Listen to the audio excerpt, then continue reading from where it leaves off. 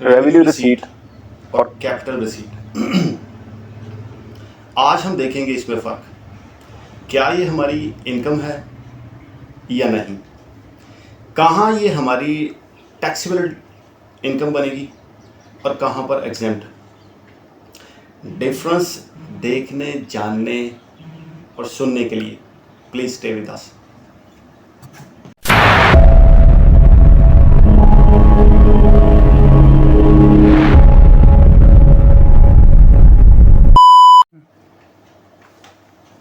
अस्सलाम वालेकुम व्यूअर्स, उम्मीद करता हूँ आप खैरियत से होंगे। रेवेन्यू रिसीट और कैपिटल रिसीट। रेवेन्यू रिसीट जो है ना, ये हमारी इनकम है अनलेस स्पेसिफिकली एग्जेम्प्ट। अब अनलेस स्पेसिफिकली एग्जेम्प्ट का मतलब क्या बनेगा, यानी जो रेवेन्यू रिसीट है ना, ये हमारी इनकम है। अब इसमें सैलरी है, बिजनेस है, property, rental income, gain, other sources सारे इसमें आ रहे हैं और जो पैसा हम लोग इसमें कमा रहे हैं, हमें आ रहा है, ये सारा हमारा रेवेन्यू रिसीट है। अब अनलेस स्पेसिफिकली एग्जेम्प्ट, इससे क्या मुराद है? इससे मुराद ये है कि हमारी इनकम जो होगी ना, वो एग्जेम्प्ट होगी, चाहे वो थ्रेशोल्ड से नीचे हो या ऊपर हो।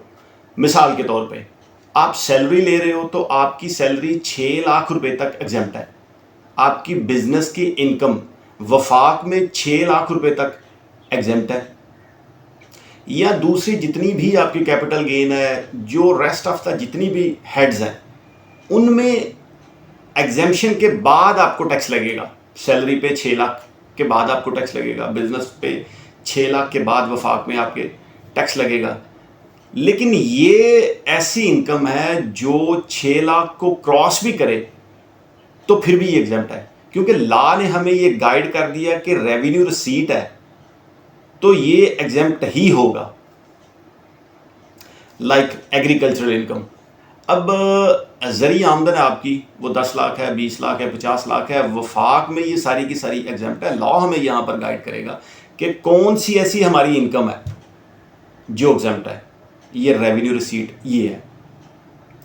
अब कैपिटल रिसीट, कैपिटल रिसीट हमारी इनकम नहीं है।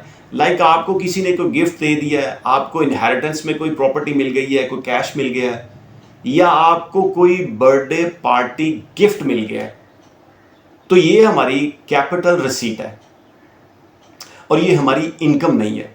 अब यहां पर लॉ क्या बात करता है, वो ये कहता है कि unless specifically taxed as deemed income.